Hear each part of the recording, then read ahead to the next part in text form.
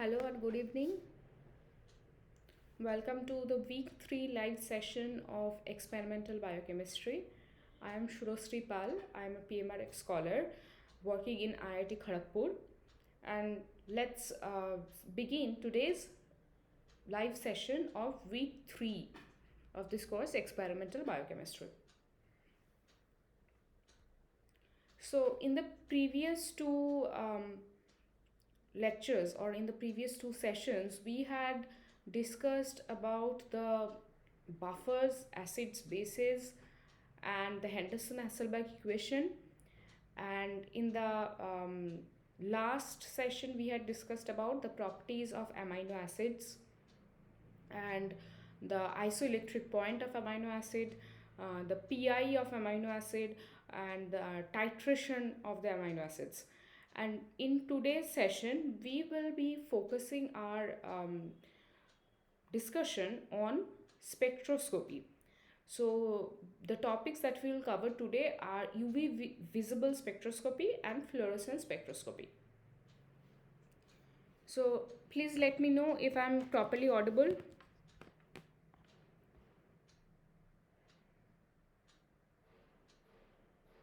Okay, thank you.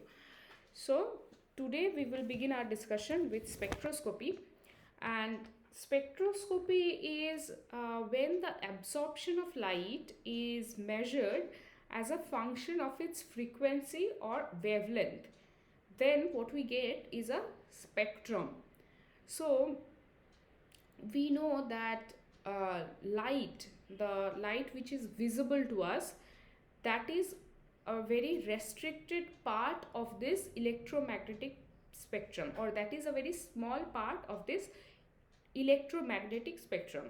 So why is it a small part? So you can see here in this diagram that only this part is the visible light spectrum, so which is approximately from 350 nanometer to 750 nanometer to approximately 800 nanometers of wavelength, right? But there's a huge portion of the light or the electromagnetic spectrum that lies beyond this visible light spectrum. So what is this light? So basically here you can see that there are many light components that we can see here in this spectrum diagram.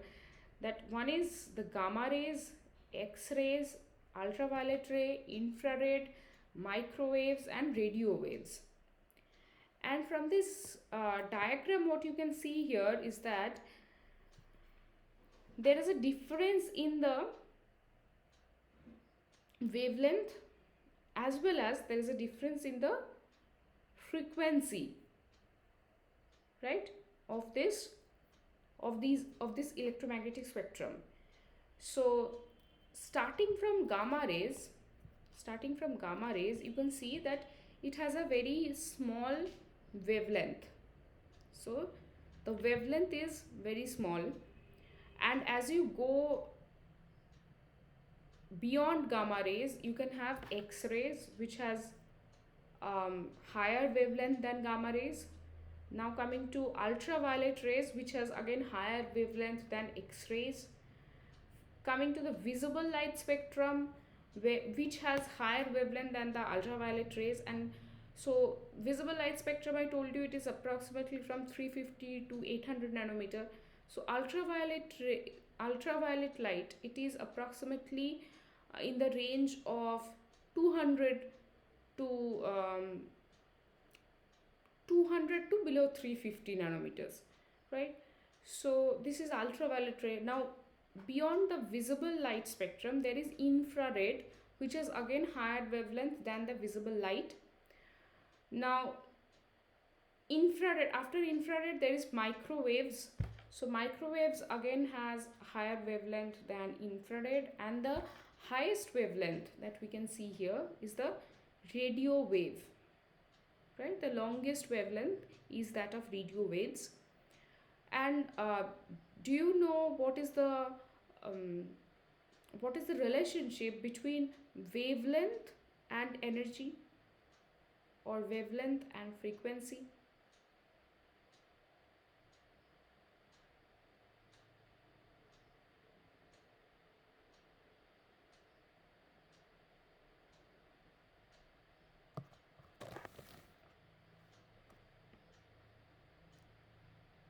Okay, I'm telling you. So this is the electromagnetic spectrum,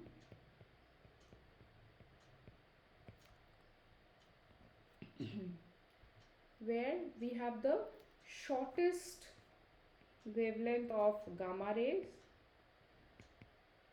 and the longest wavelength of radio waves. So this is in terms of wavelength.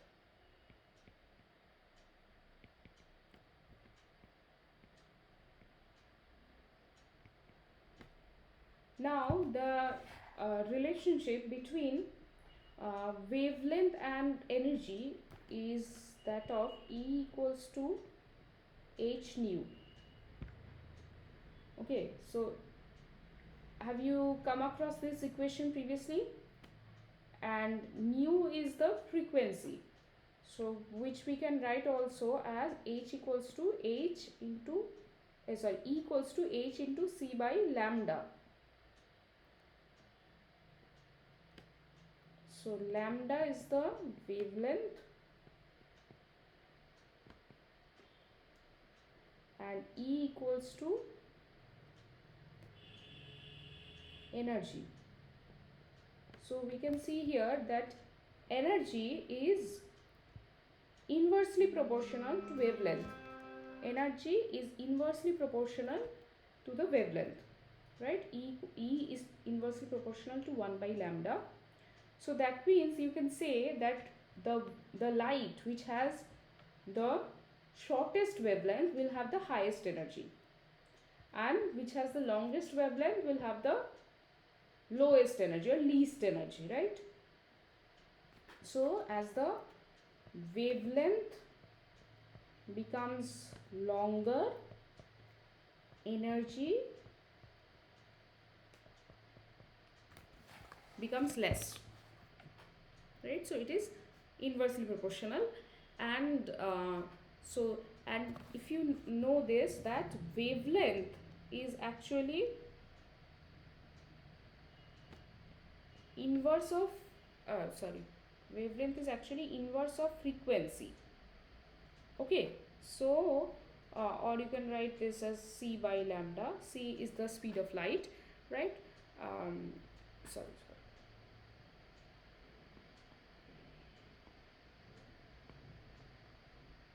Nu equal, you can write c by lambda. Okay, c is the speed of light. So therefore you can say that again wavelength and frequency, they are again inversely proportional. So therefore when in frequency increases, energy will also increase. So wavelength increases means frequency decreases, since they are inversely proportional, and energy also decreases, since frequency and energy, they are directly proportional, whereas wavelength and energy, they are inversely proportional. So therefore the radio waves, for example, they have the longest wavelength, so they will have the least energy and least frequency also, okay, or the smallest frequency. Whereas the gamma rays, which have the shortest wavelength, it will have the the shortest wavelength, that means the highest energy. Now is that clear? All right. So here in this spectroscopy, so what we actually do is we measure this absorption of light as a function of the frequency or the wavelength of light, right? So as so in the x-axis, for example, we take the wavelength of light, and in the y-axis we measure the, or we plot the absorption of light, right? So that is the principle of spectroscopy. And in spectroscopy we mostly consider two types of spectroscopy. One is absorption spectroscopy, another is emission spectroscopy. So absorption spectroscopy revolves around UV and visible spectroscopy, where the absorption of the light is measured. Okay, so suppose you are keeping a sample against light and you want to see how much this sample is absorbing light, that you are measuring. Okay, so that is why it is absorption spectroscopy. Whereas the other type, which is fluorescence spectroscopy, that is emission spectroscopy. Why? Because here you are measuring that, suppose your sample has a fluorophore, okay, and what you are measuring is when you are hitting the sample with light, or when you are exciting that fluorophore with particular wavelength of light, what is being emitted as fluorescence. So when we will discuss fluorescence, we will discuss more about it, but that is the emission of light. So that is why it is emission spectroscopy. All right. Okay, next coming to one of the fundamental law of this absorption spectroscopy, which is the Lambert Beer law. And what it states is that, so the absorbance A, which is denoted as A, it can be calculated as log of incident light by transmitted light. So suppose this thing, this is called a cuvette. Okay, so this is a sample holder actually. So this is a cuvette where we can put a sample. So it can be a protein sample, it can be a DNA sample, or it can be any colored sample, right? So what we do is we put the sample in this cuvette and we pass light through this cuvette. So the light obviously comes from a source, which source we will discuss later. But now the light that is coming towards this cuvette, so this is the incident light. Okay, the intensity of this incident light is written as I0, and if the sample absorbs light, okay, so that means the intensity of the incident light and the intensity of the transmitted light will not be same, because the sample is absorbing some light, right? So therefore the intensity of incident light will be greater than the intensity of the transmitted light, which is written here as I, right? So now this absorbance can actually be calculated by this formula, which is log of I naught by I. So that means log of intensity of the incident light divided by the intensity of the transmitted light. And that can be equated to another parameter, which is epsilon into L into C. So now let's look at what are these terms. Epsilon is the molar absorption coefficient, which has a particular unit, liter per mole per centimeter. This is epsilon, which is the absorption coefficient of any sample, and it will vary from one sample to the other. If for example, if you are taking two proteins, one is for example, one is RNase A, another is chymotrypsin. So these are two proteins, these are two enzymes, and you are taking an absorbance of these two proteins, and they will have different molar absorption coefficients. So this is a value which is or this is a factor which is particular to samples and specific to the samples. Now the next term is C, which is the concentration of the sample, and it is written in mole per liter, calculated in mole per liter. Next is L, which is the path length. So what is the path length? So this length. This is L or path length, which means how much length the light is passing through the cuvette. Okay. Now cuvettes, these are usually transparent, or the size through which light passes through is transparent, so that light can easily pass through that. And these can be made of glass, these can be made of plastic or quartz. So we will discuss more about cuvettes. But this is the length or the path length. So the formula here gives you that absorbance is equal to epsilon into L into C. This is the formula that you need to remember for calculating any concentration of a protein. So suppose you have a concentration of any other sample that you are taking. Okay, so the thing is, you have taken a sample whose concentration is unknown to you, and you want to measure the absorbance, and based on the absorbance value you want to calculate the concentration of the protein or any other sample, right? So by which formula you can calculate it? This is A equals to epsilon into L into C. Here the L, which is the path length, it is in centimeter, it will be a constant, because you are taking it in a particular cuvette which will have a constant value of the path length. So if it is 1 centimeter, then your L equals to 1, right? And absorbance, it is a unitless parameter. Okay, so suppose you have your molar absorption coefficient as 48,000 mole inverse,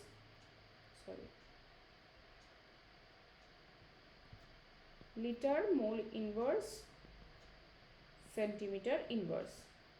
Okay, so this is your molar absorption coefficient of any particular protein. So for example, protein A. Okay, and its concentration is unknown to you, but you have the absorbance. Okay, so absorbance you have got 0.6.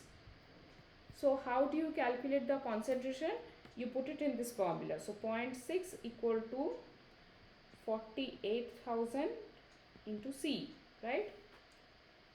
So from this you can calculate the C, and that will give you the molar concentration of this particular sample in moles per liter, right? So that is the application of Lambert Beer law, by which if we know the absorption coefficient of any sample, then we can calculate its concentration based on the absorbance value. Now there is one critical factor here, that is, you can see there is this linear relationship between the absorbance and the concentration. So if you remember, yes, epsilon. Okay, epsilon is a intrinsic factor of the sample, so it is molar absorption coefficient. Okay, so this is a factor which is intrinsic to the samples, and this is specific for the samples. So suppose, for example, protein A, you can say it has this particular molar absorption coefficient, and these are values which you can also calculate. So suppose if you have the sequence of amino acids of the protein, from that you can calculate this value of molar absorption coefficient. So there are particular websites or particular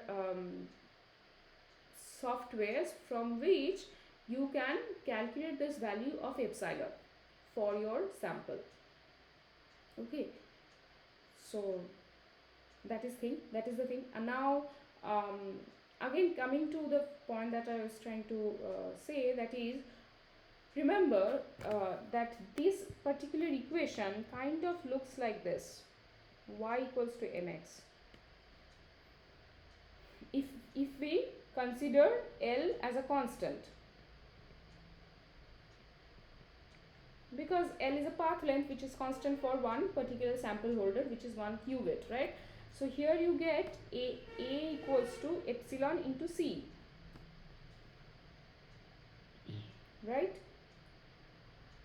Therefore, you can say that this is an equation which is very similar to y equal to mx, right?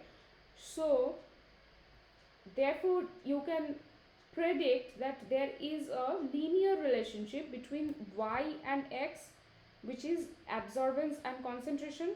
So, if you plot a graph of concentration and absorbance, it will look like this,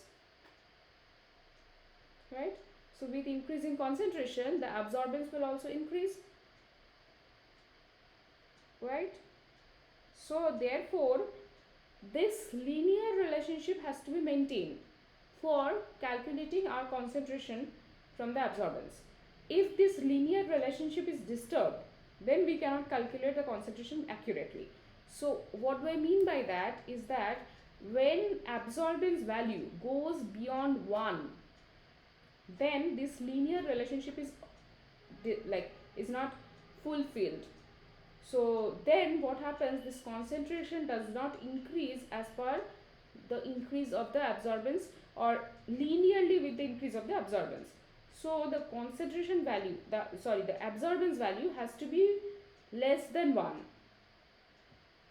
right? So the absorbance value has to be less than 1 for accurately measuring the concentration, the value of the concentration. Tell me if that is more or less clear to you. Okay. Okay.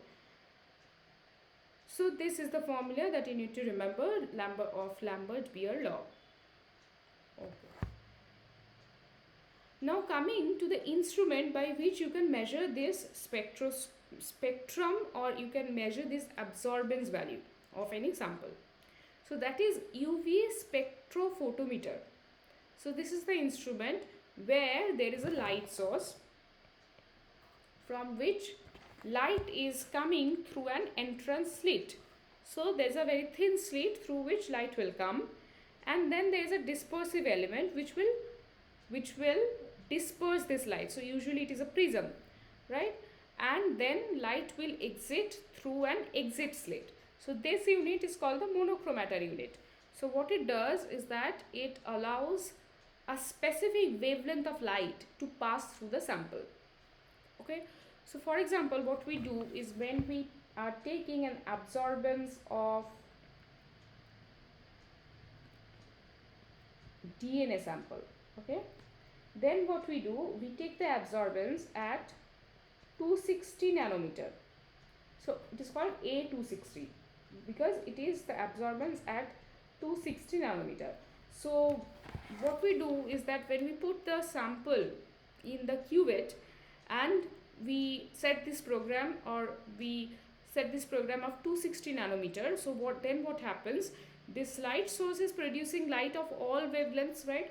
But then it is coming through the monochromator, which is allowing only the specific wavelength, that is 260 nanometer of wavelength, to hit the sample and give us the absorbance value, which is then detected by this detector, right? This is a single wavelength absorption measurement. Or what we can also do is, suppose we can take a range. So suppose we can take an absorbance value in the range of 200 to 300 nanometer. So then what will the monochromator do? The monochromator will allow passage of this light of 200 to 300 nanometer of wavelength through the sample, and then the detector will detect it as a graph. So, and it will generate a graph, right? So the detector will detect the value of absorbance in the range of 200 to 300 nanometer, and then it will produce a graph where we will be able to see what is the absorbance at this range of wavelength, right? So this is the absorbance of DNA. When we take absorbance of proteins, we usually measure at this wavelength of 280 nanometers. Why 280 nanometers? We will come again. But this is um, the general schematic of UV spectrophotometer. Now, what are the elements here? Let's look in detail. The first one is the source. So the source of light we are talking about. So the if this UV spectrophotometer, we can um, we can actually measure the absorbance in the UV range, which is approximately 160 to 375 nanometer, and also in the visible range, which is approximately 350 to 800 nanometer, right? So this is UV and visible, both UV light and visible light. Now, what is the source of this light? For UV source, we use deuterium and hydrogen lamps, and for visible light source, we use tungsten filament lamp. Okay. The next important component of this UV spectrophotometer is a monochromator. So monochromator, I just discussed that the function of a monochromator is to allow passage of a particular wavelength of light through the sample. Okay, so it's like a gating process where you are allowing a particular wavelength of light to pass through. And there are these elements, the entrance slit, the dispersing device, and the exit slit, right? So the light is entering through this entrance slit, then it is falling on this collimating mirror, then it is facing this diffraction grating, and then finally it is focused on this focusing mirror and comes out through this exit slit. So this is the total monochromator device, which allows passage of a particular wavelength of light through the sample. So this is monochromator. Now coming to the cuvettes. The cuvettes are the sample holders, right? So this usually looks like this. So the cuvette can have all four sides transparent, or it can also have two sides transparent. So when we are placing this cuvette in the spectrophotometer machine, we have to be careful that we are allowing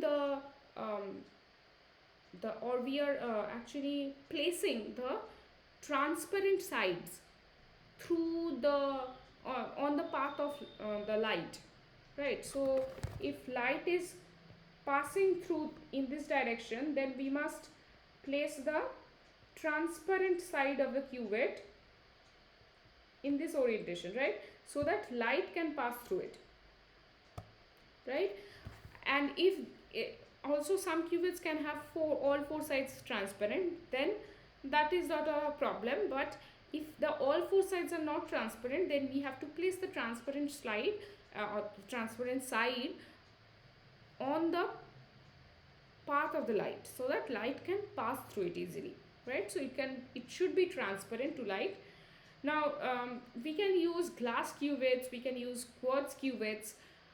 Quartz cuvettes are usually used more for fluorescence spectroscopy.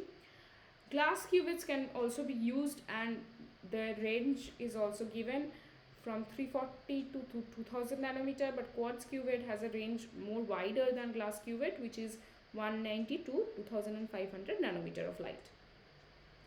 And the next important thing of this spectrophotometer is a detector. Okay, so what it does, it converts this light signal into an electrical signal, right?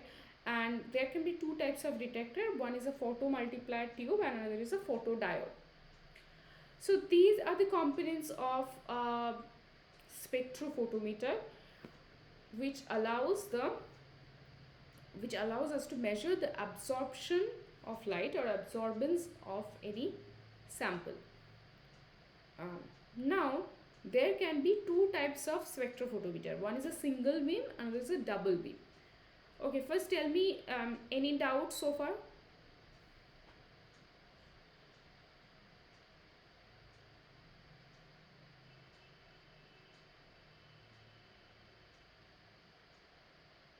Okay, all right. So Now let's look at what is a single beam spectrophotometer and what is its difference with the double beam spectrophotometer.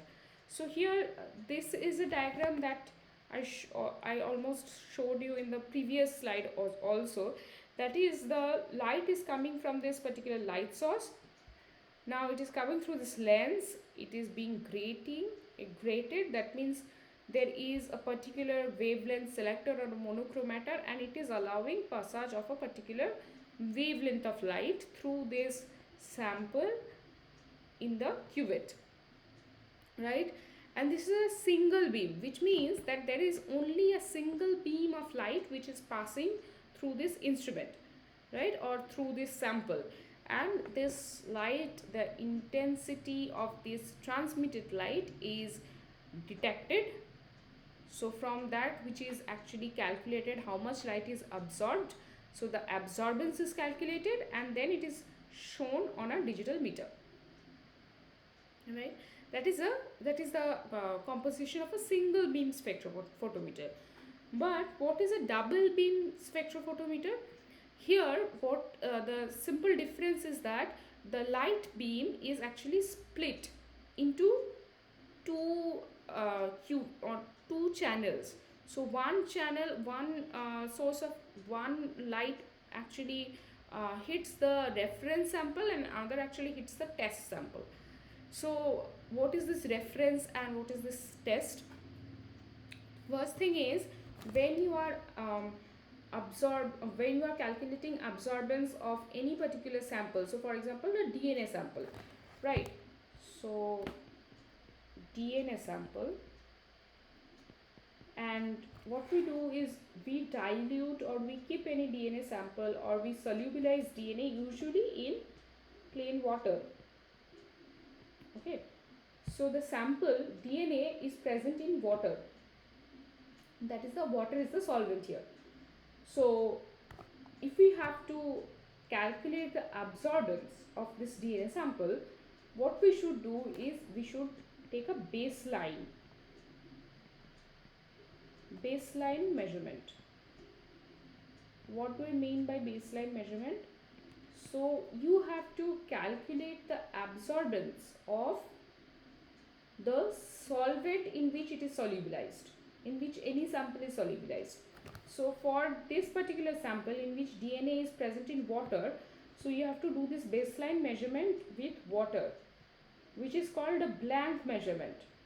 So what it does is that it first takes this absorbance of a particular wavelength. So I told you that for DNA sample we have to take the absorbance at 260 nanometer of wavelength. So what we do is, in a cuvette we first take water and we measure the absorbance at 260 nanometer, and whatever may be the absorbance, what we do is we take it as a blank. So what it means that whatever is the absorbance, we take it as 0. Okay, so we will consider it as 0 absorbance. So to neglect any factor or any absorbance that can come from the solvent, right? So that is the baseline correction. Now next what we do is, in another cuvette we take the DNA sample which is also in water, and then we measure the absorbance.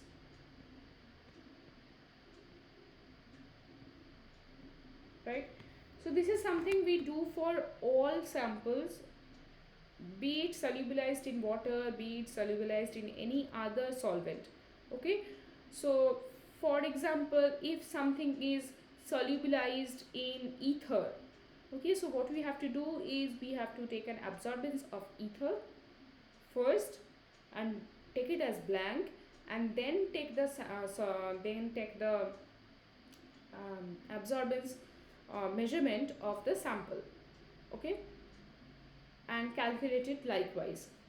So here this water or something which we are calculating or taking as blank, that is actually the reference with respect to which we are measuring the absorbance of the test sample. Okay, so this is the reference sample, and that the one that we are taking is a yes, I'm coming back to your question. So this is a reference sample and this is a test sample. So in double beam spectrophotometer, what happens is that we take the reference sample and test sample simultaneously. Okay, so in one cuvette we are taking the test sample, in another cuvette we are taking the blank or the reference sample, and we are switching on the light source and the light is now coming, and there is this divider, or it is also called a chopper, which now splits the light into two paths. So one goes through the reference sample and another goes through the test sample, and the detector detects the absorbance and it is shown on this digital meter. So what is happening here is that in this double beam spectrophotometer, the reference and the test sample can be measured simultaneously, which is not the case in case of a single beam spectrophotometer. So coming back to single beam again. So in case of single beam spectrophotometer, of course you have to do the reference or the blank, but it is taken one after another. So in the for the first time, what you have to do, you have to take the absorbance of the blank, then you take out the cuvette, you wash the cuvette, and then again put the sample which you want to test, right, which is your test sample, and then take the absorbance, right. So in single beam spectrophotometer, this simultaneous measurement of the reference and the test sample is not possible. That is the difference between a single beam and a double beam spectrophotometer. But in both cases, you have to do this baseline measurement, because this is very important, because if any absorbance is coming from your sample, then you have to be very precise that yes, it is because of my sample and not because of the solvent that I'm using, because your solvent might also have some absorbance value at this particular wavelength. So you have to be very sure about it. So that is why you have to do a baseline correction or a baseline measurement, where you have to measure the absorbance value of the solvent. Is that okay? And the difference between these two, is that clear? Okay, all right. Now proceeding. So when we are talking about spectroscopy, we are talking about the excitation of the electrons of any particular sample, right? And this, so you know that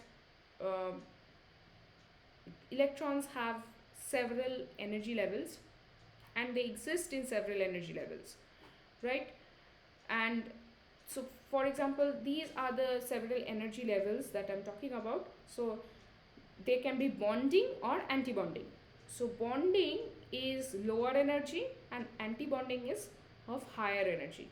So bonding is sigma, pi, n.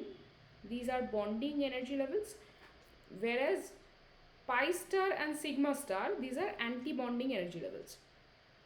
So what happens when we hit the sample with light of any particular wavelength, then what happens, this light energy, the energy from the light is used to excite the electrons, and when the electrons are excited, they go from a ground state to a higher energy state, right, from a ground state to a higher energy state. So they are excited. Now what happens, there are various transitions which can take place in these energy levels. So you can see here that the highest transition, which means that the highest energy is spent in this transition, is the transition from sigma to sigma star. So you can see from sigma to sigma star, it requires highest energy, because it's a big jump from sigma, which is the lowest level of energy, to the sigma star, which is a highest level of energy, right? So this requires most energy. Now the next one is sigma to pi star, you can see that it requires less energy. Pi to sigma star, it requires less energy. N to pi star requires even less energy. And these are the least amount of energy which is required is N to pi star, for N to pi star transition. Now, why am I talking about these transitions? Because these transitions will actually determine which wavelength of light will be used to excite the molecule, and what absorbance we can see from that, okay, from for any sample. Okay, so you can see the highest energy is required for sigma to sigma star transition, right? So these are several energy levels, and their transitions require several energy, which is coming from the energy of the light. So when we are exciting the sample, or when we are hitting the sample with particular wavelength of light, this wavelength is, this energy from the light is used to excite the electrons from ground state to excited state. Okay, now coming to proteins. So we will mostly restrict our discussion to proteins and the absorbance of proteins. Now, proteins, when I was talking about proteins and amino acids in the previous session, we talked about several amino acids which are aromatic, okay, which were phenylalanine, tyrosine and tryptophan, if you remember. And these are actually the chromophores of proteins. Chromophores means what? These are the molecules which are responsible for the absorbance of protein at particular wavelength. Now, these molecules, you can see that they contain these aromatic side chains, right? So these aromatic side chains are the chromophores. That means these are the side chains where there can be this electronic transition.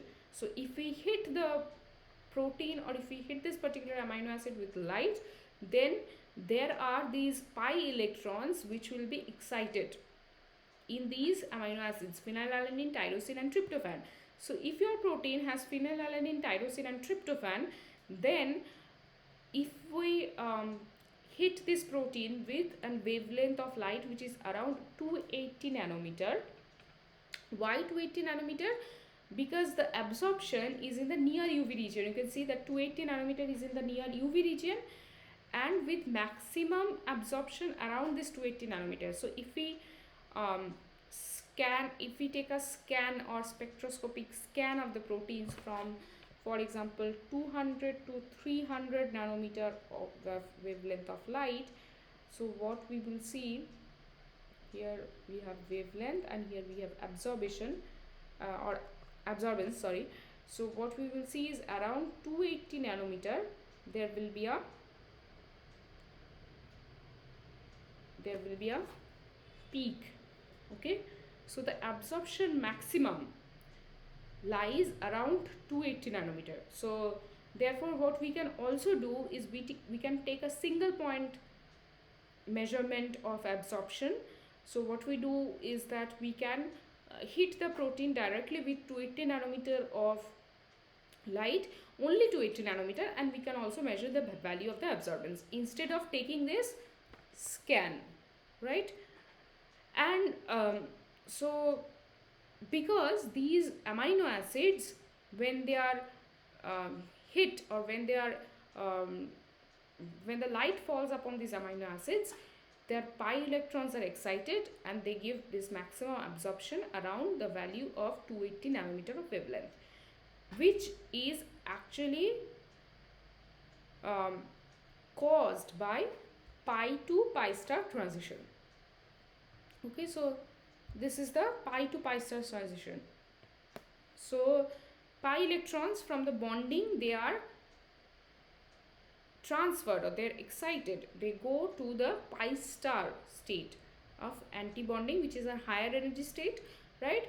So because of which we get this absorbance value at 280 nanometer. Now proteins also have this particular amino acid which is a cysteine.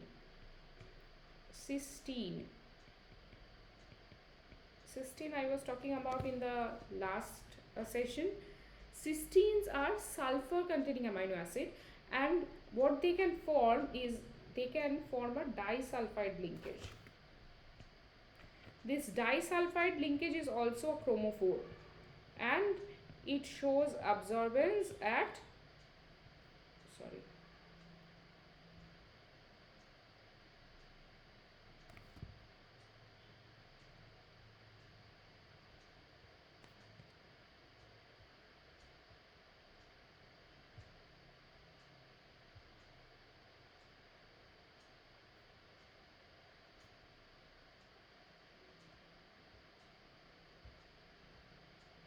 it shows absorbance at 260 nanometer. So this disulfide linkage shows absorbance at 260 nanometer, which is also a chromophore of the protein.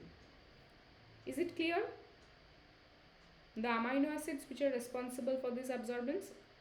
Okay. Now let's look at these lambda max, which is the maximum absorption at the wavelength at which it shows maximum absorption, or the absorption. Lambda max is actually called the absorption maximum.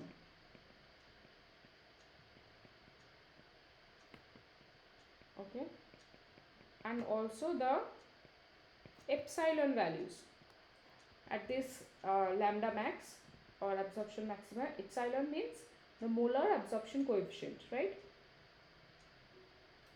And also the absorption at the at 280 nanometer. So tryptophan, okay, tryptophan shows the absorption maxima at 280 nanometer, and it has a coefficient value of 5600. Tyrosine shows an absorption maxima at 275 nanometer, and its molar absorption coefficient is 1400.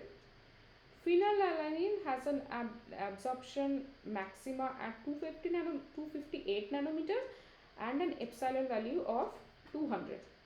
So if you look at this particular graph, you can see this is the, so the x-axis in which you can see the lambda, which is the wavelength of light. So we are taking a scan from, for example, 180 nanometer to 320 nanometer, and this is the samples are the amino acids tryptophan, tyrosine and phenylalanine, and we have plotted it against the molar extinction coefficient or molar absorption coefficient, and you can see that tyrosine shows a maximum of around 275 nanometer.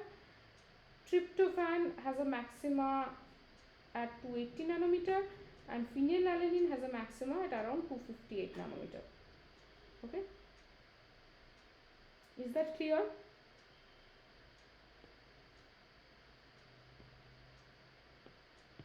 All right. Now for proteins which do not have these amino acids, for example tryptophan, tyrosine and phenylalanine, it is not necessary that all proteins will have these amino acids. So then what is the solution? How can you take the absorbance, or how can you measure the absorbance value of the proteins which do not have these kind of amino acids? Because these are the amino acids which are responsible for your absorption at 280 nanometer. So for proteins which do not have these amino acids, we take the absorbance at a lower wavelength, and here the chromophore is the peptide bond.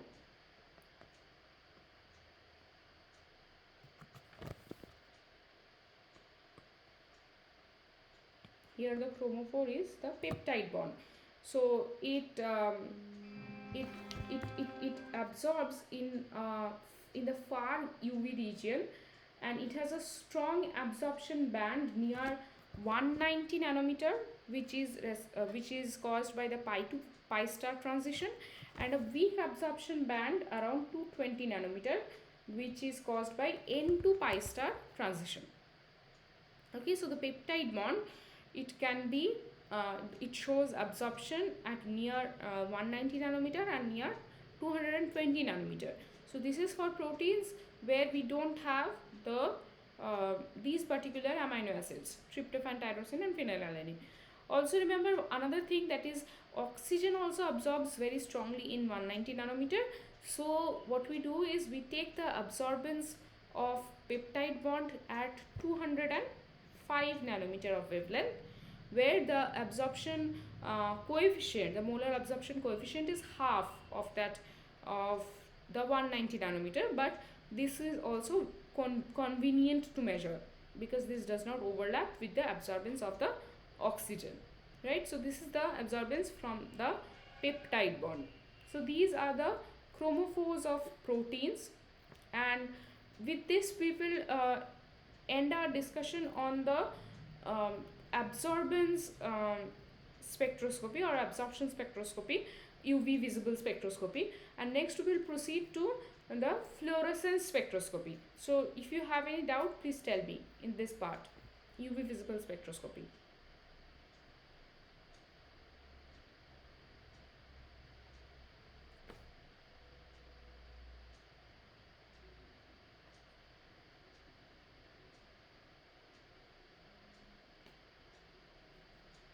Okay. Okay, if you do not have any doubt, then let's continue to fluorescence spectroscopy. Now, I told you that fluorescence spectroscopy is about the emission spectroscopy. So, you are passing light of a particular wavelength, the light is being absorbed by the sample, and now we are not calculating or we are not measuring the absorption of light, we are measuring the emission of light.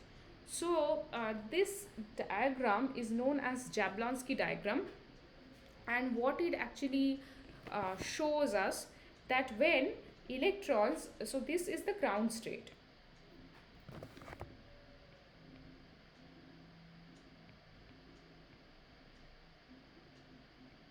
This is the ground state of electrons, S0. So when the electrons are having the least energy. But when you are exciting the electrons with light, with the energy of the photons, then they will obviously go to a higher energy state, right? From the lower energy state to the higher energy state, and they will they will absorb this light energy and they will go to the higher energy state. So which you can see here, S1, S2, these are higher energy states or excited states of the electron. So electron can be excited to either S2 or S1 or the internal states. Now, after some time, this an electron which is now excited, it will want to come back to ground state. So when it will come back to ground state, it will release its energy. Okay, so electron, once excited to higher energy state, now it will come back to ground state and it will release its energy. So this release of energy can take place in various ways. Okay, there can be an internal conversion in which the electron is releasing its energy and coming from S1 to back to coming from S2 to back to S1. Okay, so these are coming to a lower energy state, but which is not the ground state of electron, right? S0 is the ground state. So coming from S2 to S1 here. So that is called internal conversion, because the electron is changing its excited state, but it is not coming back to the ground state.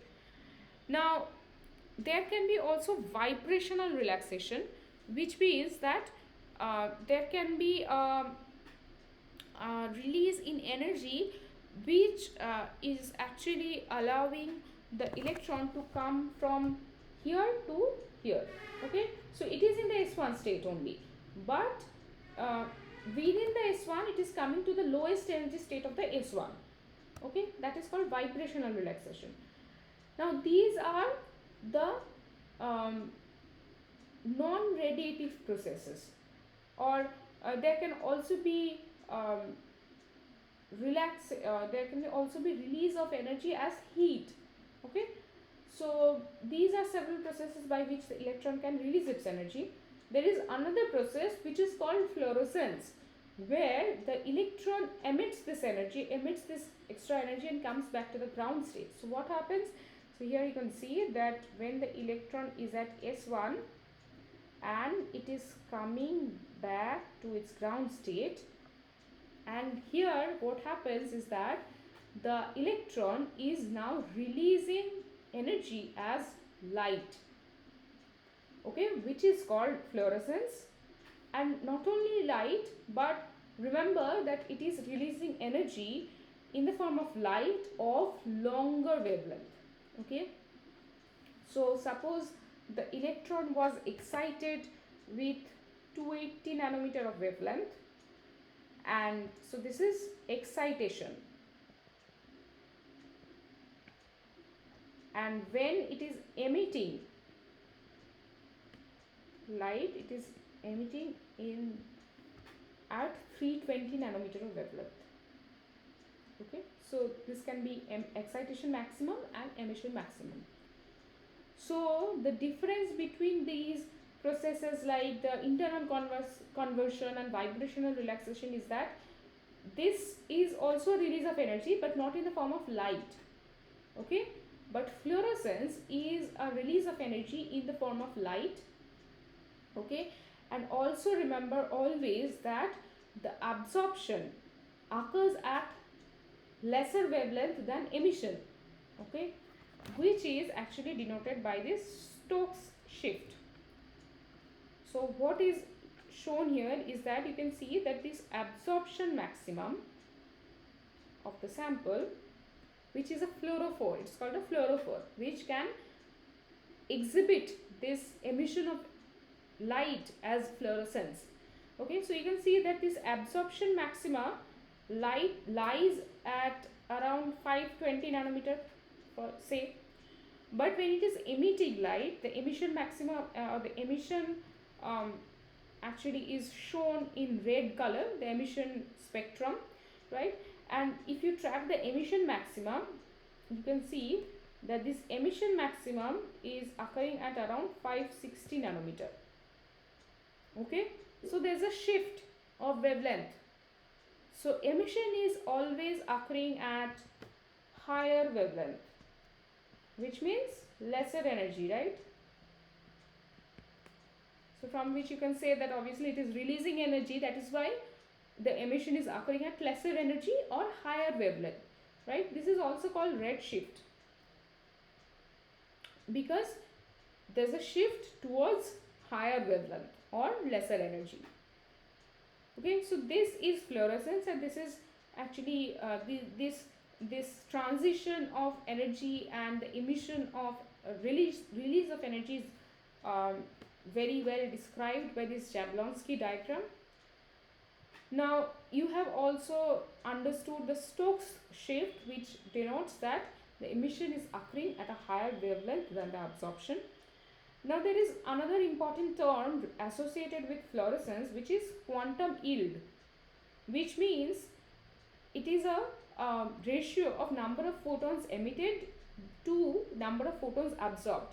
So when you are exciting a sample, any molecule for example, then you are supplying photons, right?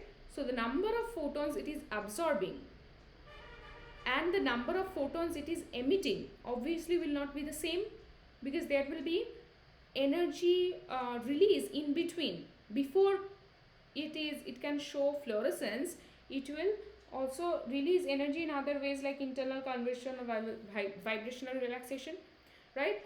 So the number of photons or the energy that it will emit will be lesser, and quantum yield is the ratio of this number of photons emitted by the number of photons absorbed, because you can see, and so the thing is, you can see here that the number of photons emitted, the ratio of the number of photons emitted by the number of photons absorbed is actually showing you the efficiency of this fluorescence, right?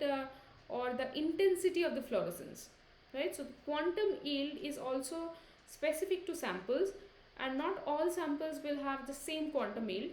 So which means even if you excite different samples with the same number of photons, they will not emit same number of wavelength, or their fluorescence intensity will not be same. Some will have a less fluorescence intensity, some will have a higher fluorescence intensity.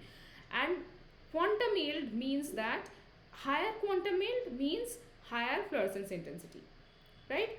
Because when quantum yield is higher, then number of photons emitted will also be higher, right? Which means the fluorescence intensity will be higher. If quantum yield is low, then number of photons emitted will be low, the numerator will be less, right? So that means the fluorescence intensity will also be less. So the quantum yield of any molecule is very important when we are working with fluorescence spectroscopy. So we have to take care of it, that we do not choose a sample, or we do not label a sample with a fluorophore which has a less quantum yield.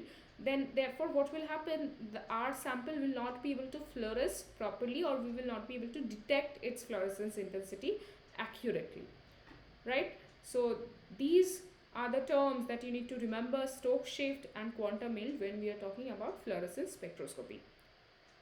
Is that okay? Is that clear? Okay.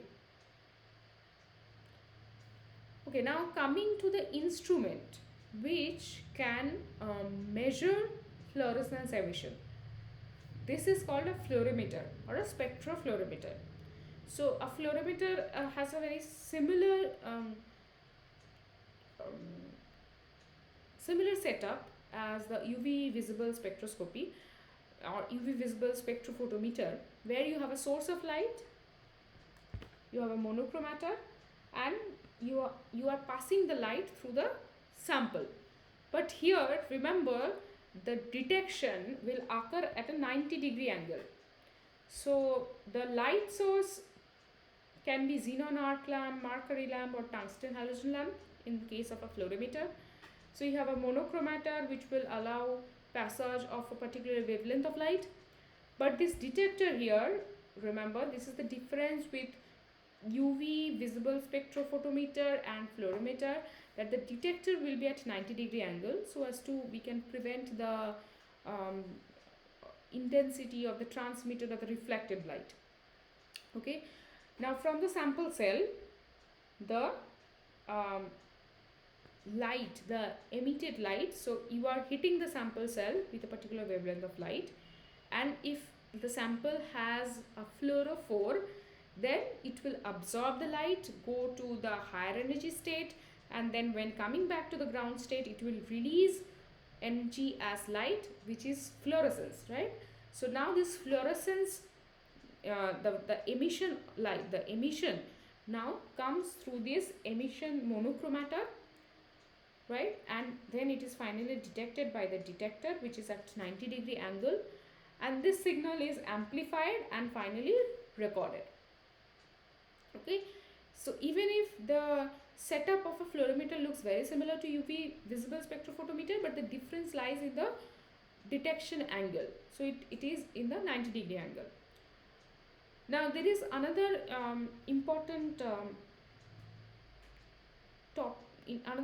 topic here, which is an inner filter effect.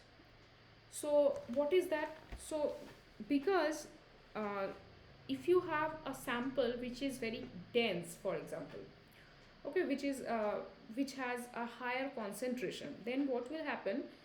The sample cell, the front and back of the sample cell will not have similar emission, because if your sample is too condensed or if your sample is too concentrated, okay, so the front of the sample cell and the back of the sample cell will not have similar, will not emit similarly. Okay, and here what is happening, the emission light is only coming from the middle of the sample cell, right? So from the middle the light is coming to the detector. So since the emitted light from the middle of the cuvette is detected, so therefore you have to remember that your sample concentration has to be low to measure the fluorescence emission accurately. Okay, so this is called this inner filter effect. So if you have a higher concentration of the sample, then you will not be able to measure the emission properly. So your sample has to be low in concentration or less in concentration, right? Any doubts so far?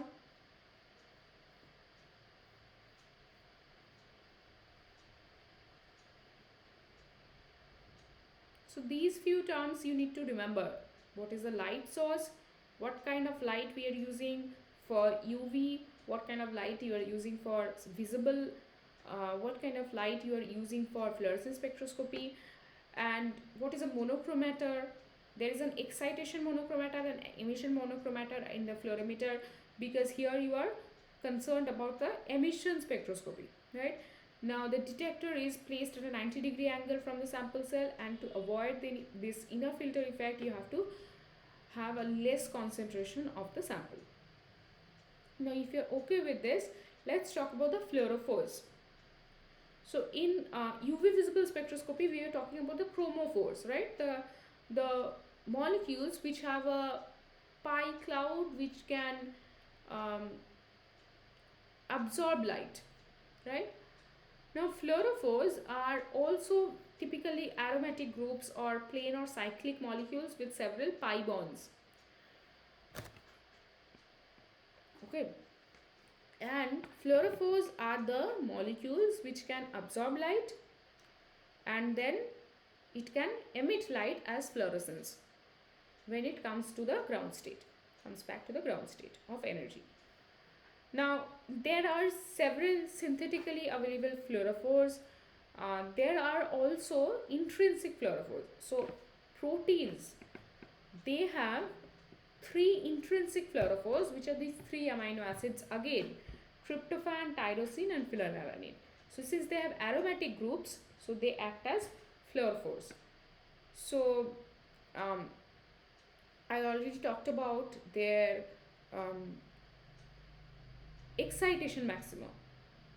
Phenylalanine, tyrosine and tryptophan, their excitation maxima I have already talked about. Now this is emission maxima. Okay, so phenylalanine has this emission maxima of 282. Tyrosine is 303 to 306 and tryptophan is 347 to 350. And the quantum yield of these 3 amino acids are also given. So I told you already, higher quantum yield means higher fluorescence intensity. So if you have a sample which has phenylalanine and which has tryptophan, so whose quantum yield is higher?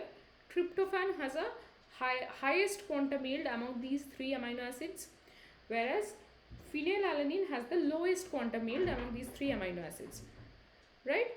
So tryptophan here has this highest quantum yield, and therefore if your protein has tryptophan versus if your protein has phenylalanine, what do you think? Which will show you a higher fluorescence intensity?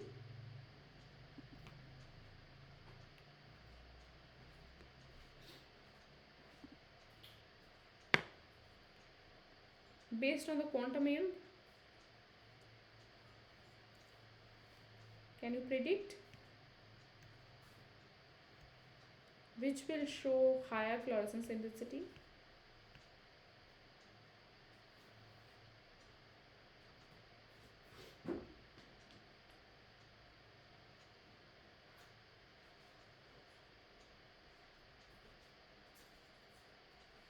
Yes, tryptophan. Okay, because tryptophan has a higher quantum yield. So if your protein has tryptophan, then this protein will show higher fluorescence intensity than if your protein has phenylalanine. Okay, so the quantum yield is very important. That is why to predict that or to understand the difference in fluorescence intensity of different samples. Okay, and this intensity of fluorescence is directly proportional also to the concentration of fluorophore. So for example, if your protein has 3 tryptophan residues versus if your protein has 7 tryptophan residues. Okay, so this is the point, concentration of the fluorophore. So suppose if you have 3 tryptophan versus if you have 7 tryptophan, and assuming that all these tryptophan residues are exposed on the surface, or they are exposed in such a way that they can um, show fluorescence emission, or their fluorescence emission can be detected. So if your protein has 3 tryptophan residues versus if your protein has 7 tryptophan residues, what do you think which will have a higher fluorescence intensity?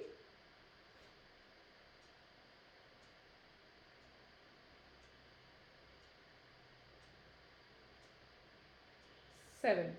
Exactly. Exactly. Because your concentration of fluorophore is directly proportional to the intensity of the fluorescence. So if you have a higher concentration of fluorophore, so higher fluorescence intensity. Now geometry of the fluorophore is also important. It has to be exposed to the surface, it has to be exposed to the light, and it has to be exposed in such a way that it can emit fluorescence. So that is one thing. Another is the extent of pi conjugation. So this will depend. Depend from fluorophore to fluorophore, vary from fluorophore to fluorophore, right? So if you have a less pi conjugation, then the intensity of fluorescence will be less.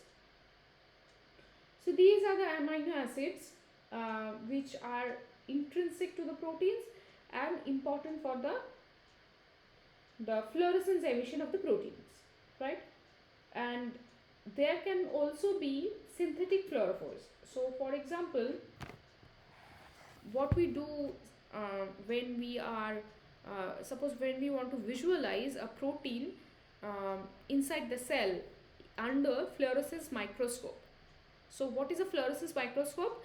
Under this microscope, if we have a particular filter in which we allow the passage of a particular wavelength of light, or a range of light, then what will happen? If there are fluorophores in my sample, then those fluorophores will be excited by the absorption of this light, and they will emit fluorescence, and which we will be able to observe under the microscope, right? So there are fluorophores, like for example Alexa fluor.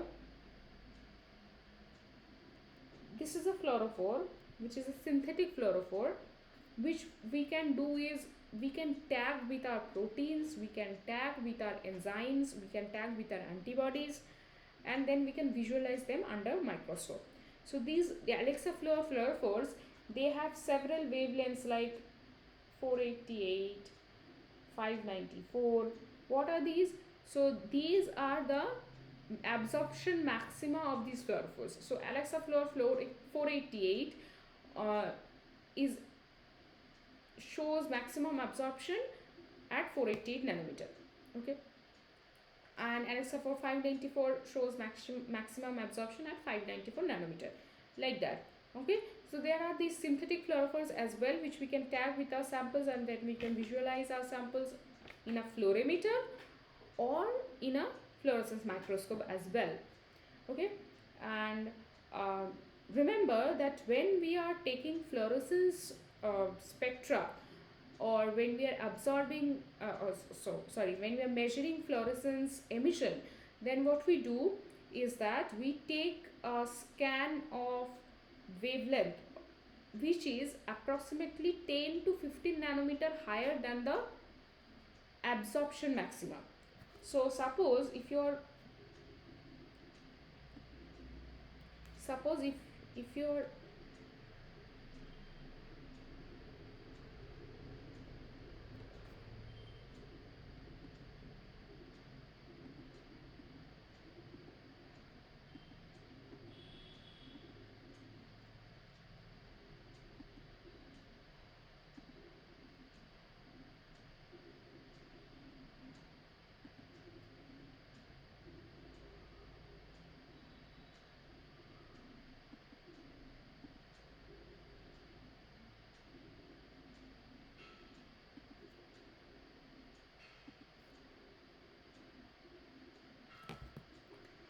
right, so what I was discussing is that if you have this absorption maximum at 480 nanometer, then you have to take a scan in the range of 495 nanometer to, for example, 550 nanometer or something like that. So this will be your emission range. So which means I told you that emission wavelength is always higher than the absorption wavelength, right?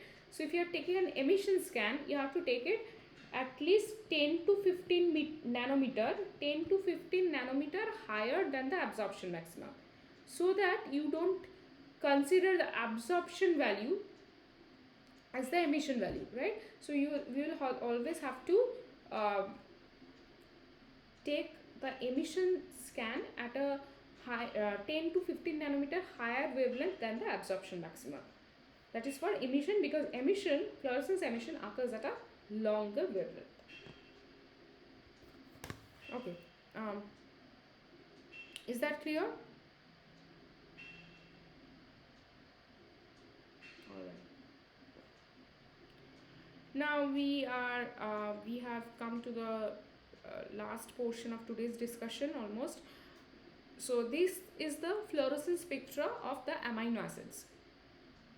Okay, you can see the emission of fluorescence, and you can see that tyrosine has a emission maxima at 303 nanometer, tryptophan has an emission maxima at 348 nanometer, and phenylalanine has an emission. Okay,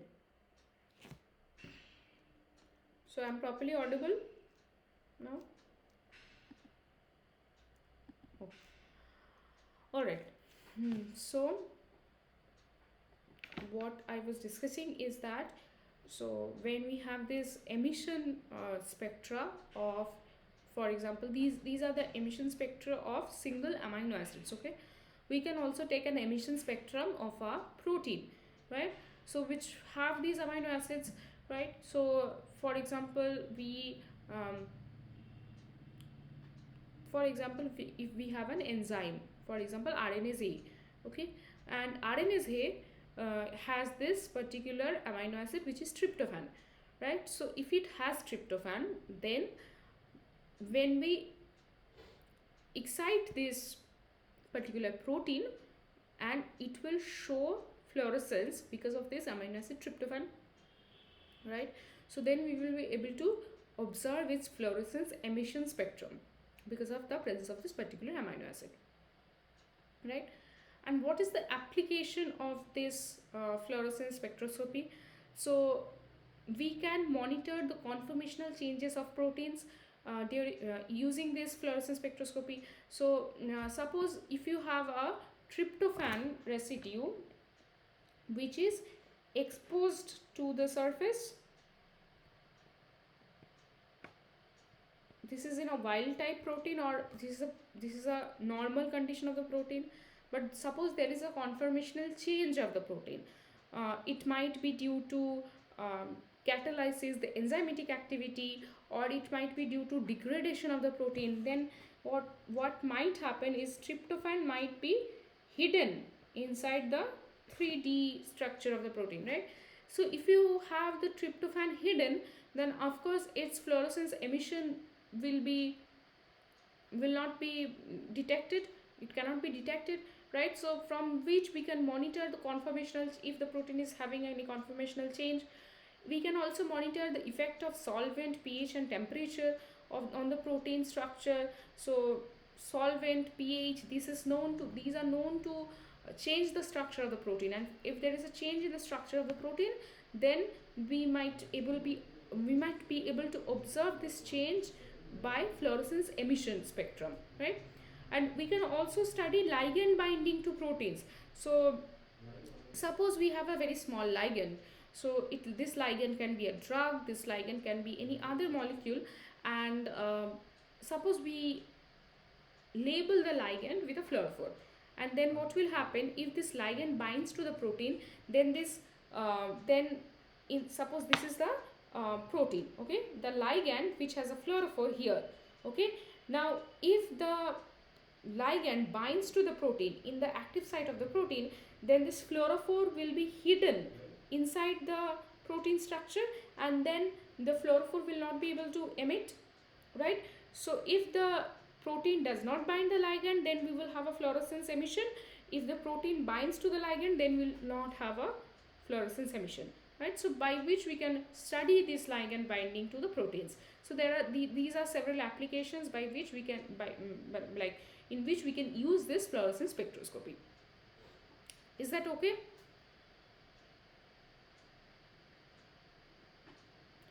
Okay, so if you do not have any doubts, then we will proceed to the question answer part of today's discussion. Please write down your answers in the chat box.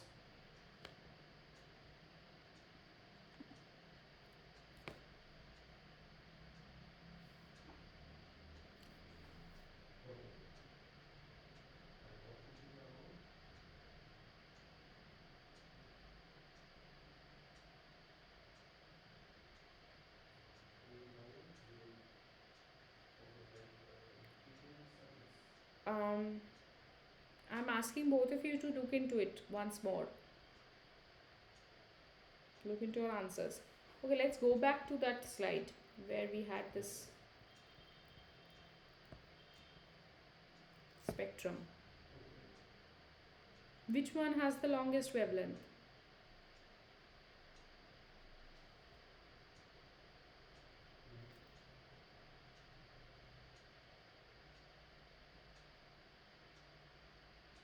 What do you think? What should be the answer?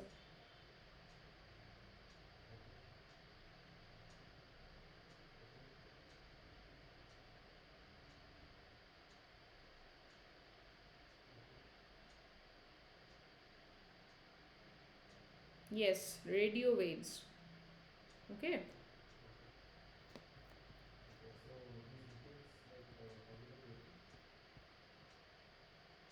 So the correct answer is the maximum wavelength is of the radio waves in the electromagnetic spectrum. Okay. Next question.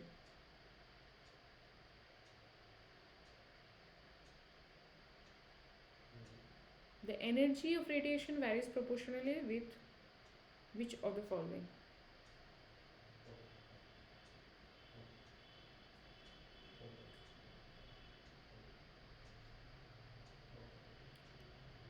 Proportionally, okay? Which means directly proportional, not inversely proportional. What was the equation? E equals to h nu or E equals to hc by lambda.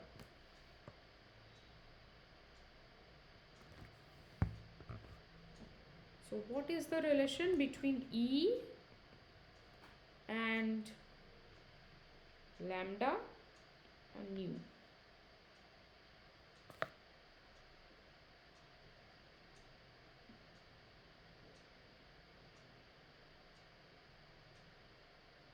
Energy is directly proportional to nu, which is frequency, and inversely proportional to lambda, which is wavelength. So energy of radiation varies proportionally with frequency. Is that okay? Alright. So that is the correct answer. Okay, next question.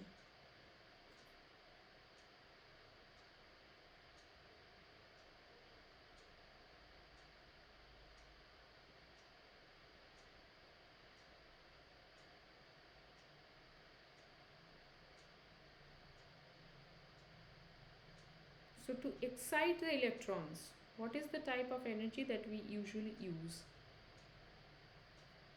This is a multiple answer question.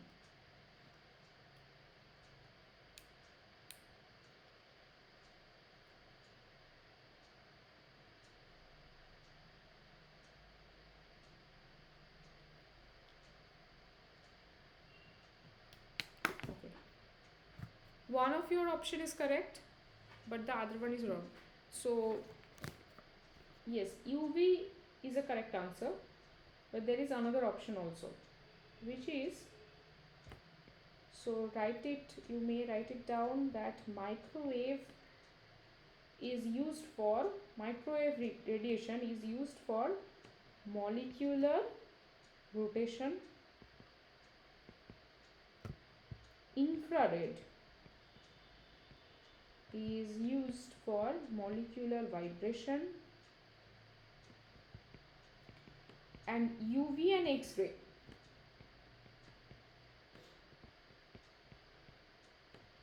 they have higher energy, so they are used for electronic excitation. Okay, so the correct answer is UV is one of them, but another is X-ray.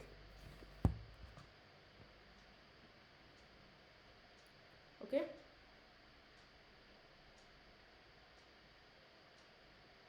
all right, next question.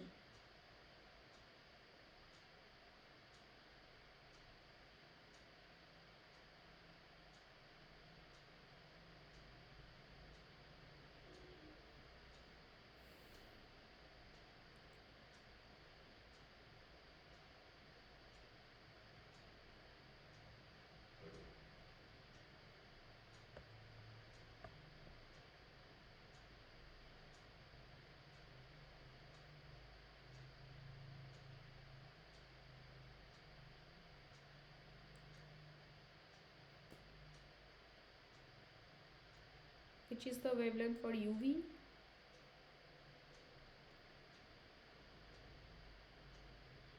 Shuman, what is your answer?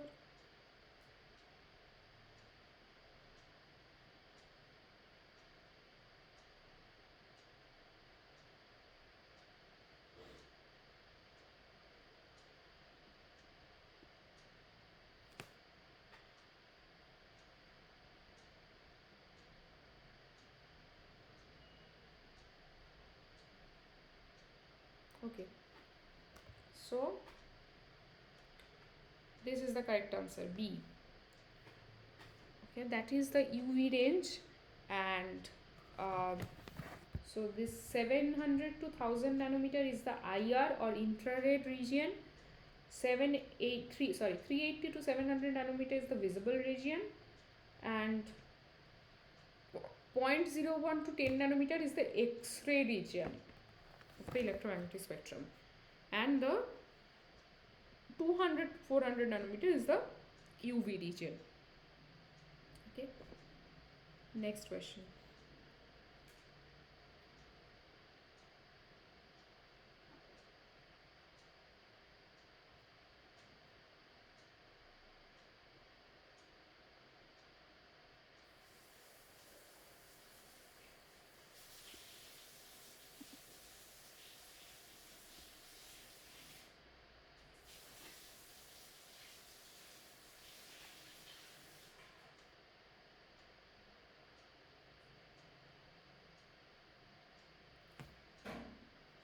Non-bonding is N, and pi orbital antibonding. Non-bonding is N, and pi orbital antibonding is pi star. So what will be the transition?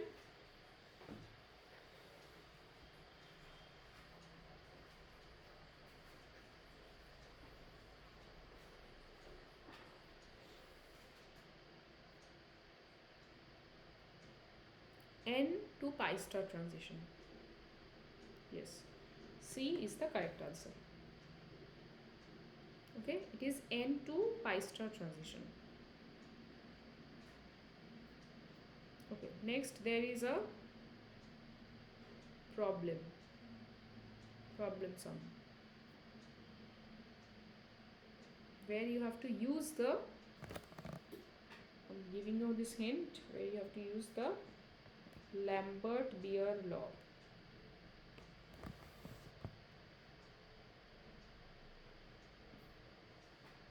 Can you calculate and tell me? but it's a very easy calculation. Can you calculate and tell me?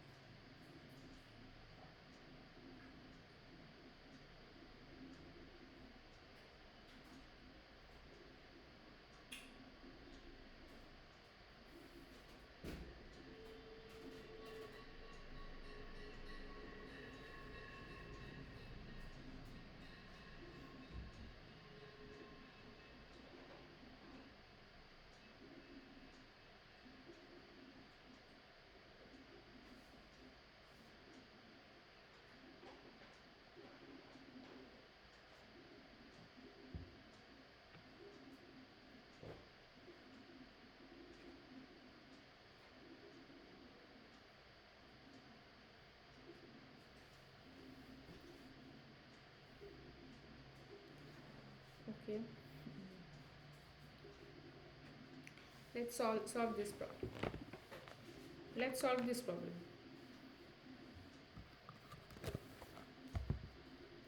So length is 10 millimeter given, right? Path length, which is 1 centimeter. Absorbance is given 0.4. Okay. And the epsilon is also given. Epsilon is also given, which is 9800 mole inverse centimeter inverse. Right? So we have to use this formula, A equals to epsilon into concentration into L, right? So here L is 1, A is 0.4 equals to 9800 into concentration is unknown, so it is C into 1, which is the L, right? So your concentration will be equals to absorbance by epsilon into L, right? So which is 0.4 divided by 9800 into 1. Now can you calculate it? 0.4 divided by 9800.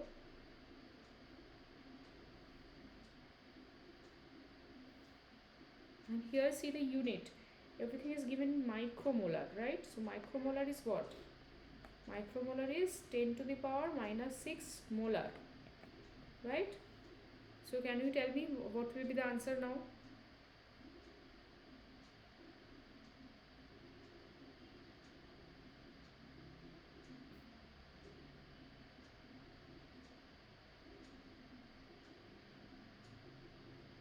Exactly. B is the correct answer. So it will be approximately 4.08 into 10 to the power minus 5 molar, or 40 into 10 to the power minus 6 molar, which is 40 micromolar. So that is the correct answer.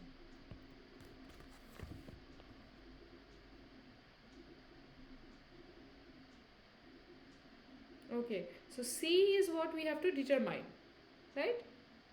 C is not the epsilon. The epsilon is the 9800. That is the epsilon, right? C we had to calculate. So I hope that is now clear to both of you. Okay. Alright. Next question. This is the difference between a double beam spectrophotometer and a single beam spectrophotometer.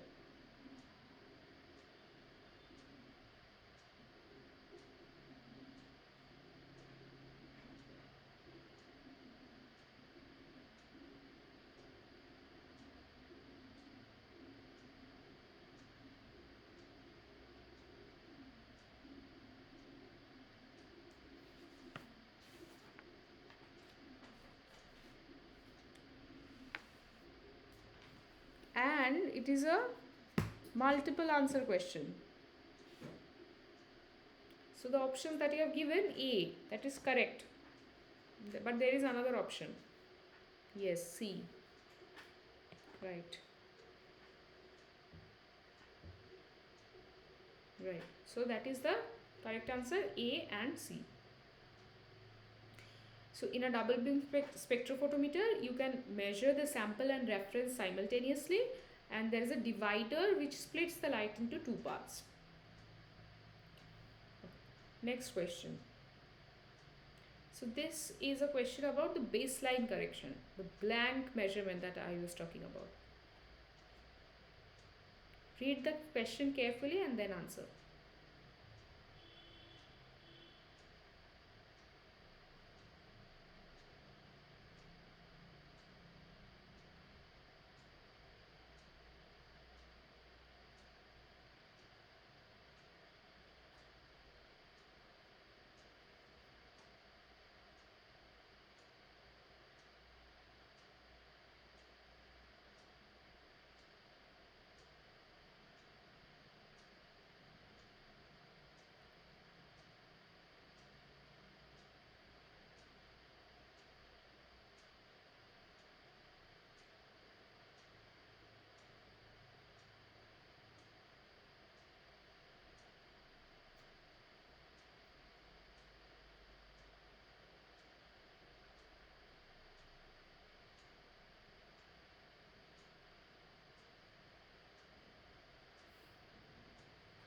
Okay, so this option D is correct. Why? Because this is a baseline correction, remember. And here you don't take the sample, the test sample. So this is only a baseline correction. So the in two solutions you will only have to take the buffer or the solvent. Okay, so that is why in both these cuvettes you take phosphate buffer, because it is a baseline correction. You have to just do blank measurement. Okay, moving to next question.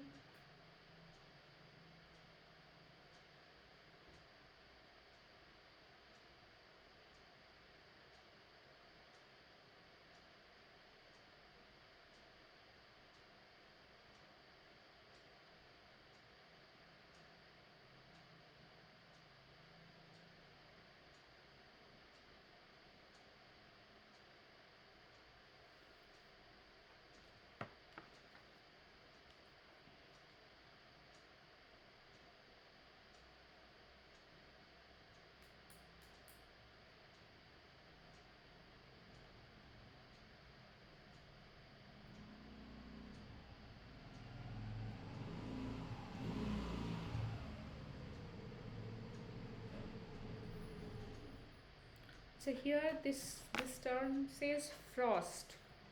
Do you know what is frost? Frost is opaque, so light cannot pass through this side. Yes, Suvan, your answer is correct. It is D, because for fluorescence measurement you have to take a quartz cuvette, because quartz transmits almost 80% of the light. So it's a very good option for fluorescence emission.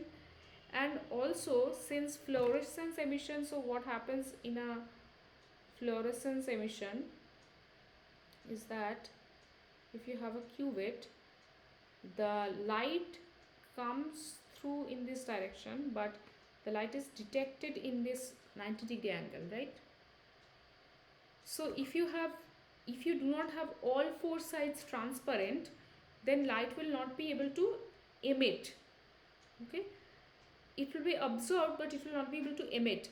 So which is why you need a quartz cuvette for fluorescence emission with all four sides transparent. No frosting should be there, no side should be opaque. But if you are measuring UV visible spectroscopy, then you can have a glass cuvette or a plastic cuvette with two sides frost, but all four sides frost will also not serve the purpose, because if all four sides are frosted, that means all four sides are opaque, then light will not be able to enter, light will not be able to exit, right?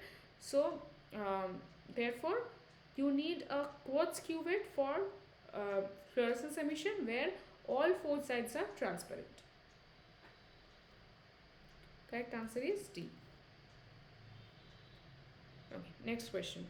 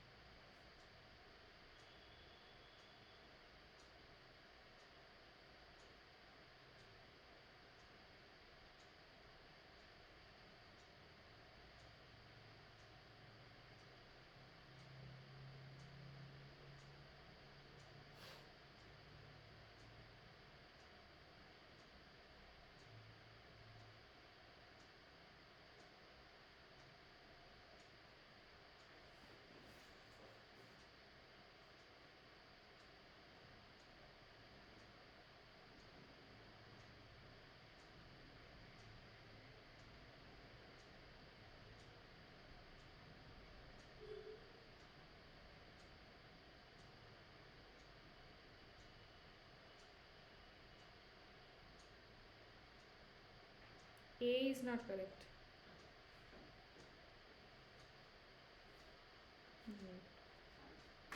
The option B is correct. Your answer is right. So what is the question asking here? There are two light sources, the deuterium lamp and the tungsten lamp, right? I told you that this deuterium lamp, it is for UV light source, right? And the tungsten lamp is for the visible light source, right? So if the tungsten lamp does not work, then only the UV light will pass through. So if you have the scan range from 200 to 800 nanometer, which is the UV as well as the visible region, but only the UV light will be able to pass through. So light will pass through both the cells, but only till the range of UV, which is only till 350 nanometer. 350 to 800 nanometer, this range of wavelength will not pass through any of the samples, because this lamp is not working. Okay, there is no light source for this wavelength, right? So the 200 to 800 nanometer range will not work. The light will only pass through from 200 to 350 nanometer, which is the UV range. The rest of the light will not pass through the sample. So therefore the light will pass through both the cells, but only up to a specific wavelength. That will be the correct answer here. Shuman, is that okay? Do you understand? Okay. Alright. Next question.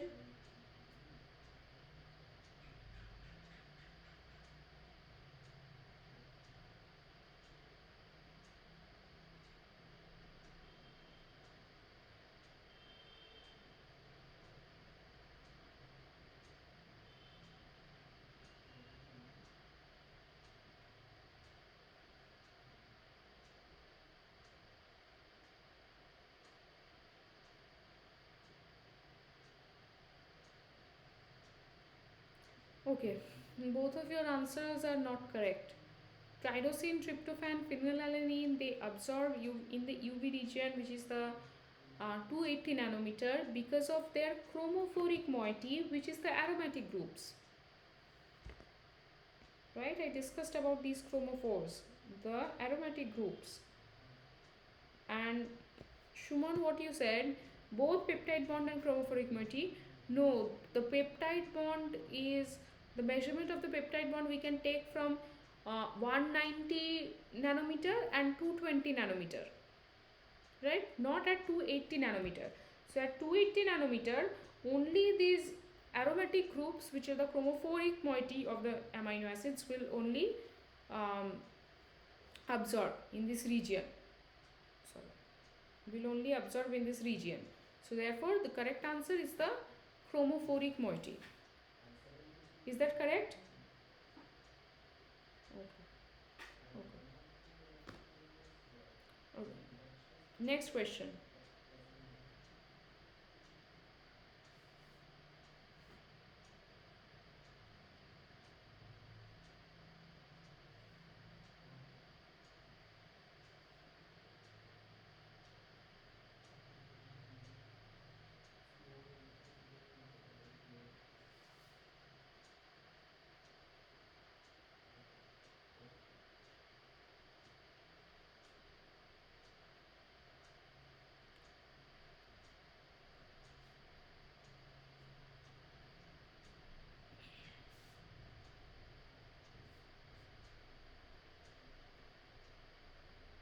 What is the role of this monochromator?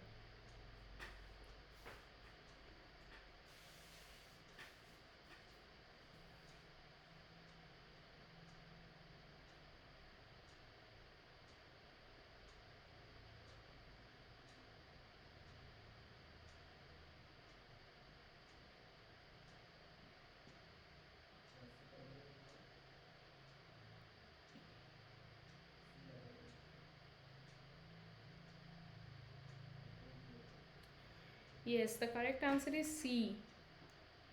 Select light of specific wavelength. Monochromator has no other role but than to select light of specific wavelength. So when you are switching on the light source, light of all wavelengths are coming, right?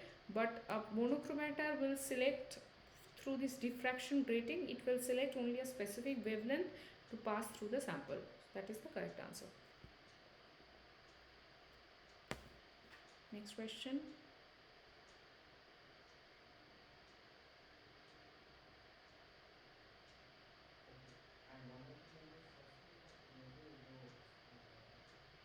So the absorption maxima is given.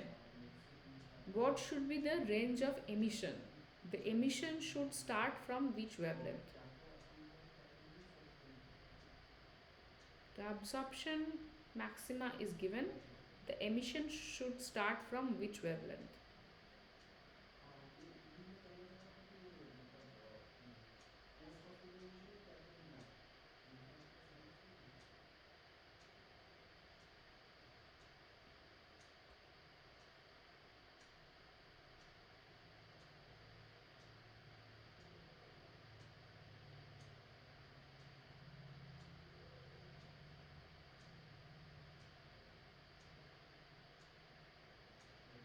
Yes, C is the correct answer. Because I told you that it should be 10 to 15 nanometer higher than the absorption wavelength, right? So, correct answer is C. Next question.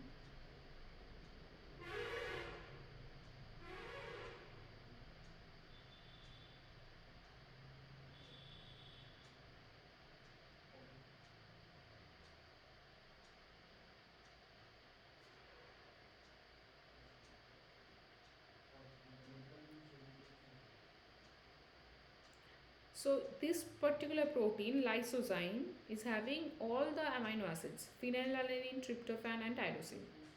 So when you are selecting the excitation wavelength, okay, so when you have to excite the protein molecule, then which is the wavelength you should select? Or which is the amino acid you should select to excite?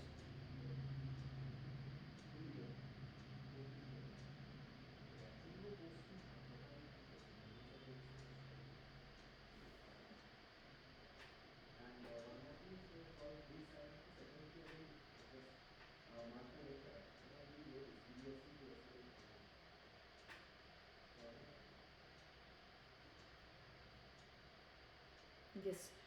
Actually, the correct answer here is C. So we have to excite, or we should excite tryptophan residue, because tryptophan has a higher quantum yield. So if we excite tryptophan residue, we will be able to observe higher fluorescence intensity, right? So that is the correct solution. Okay, and the last question for today.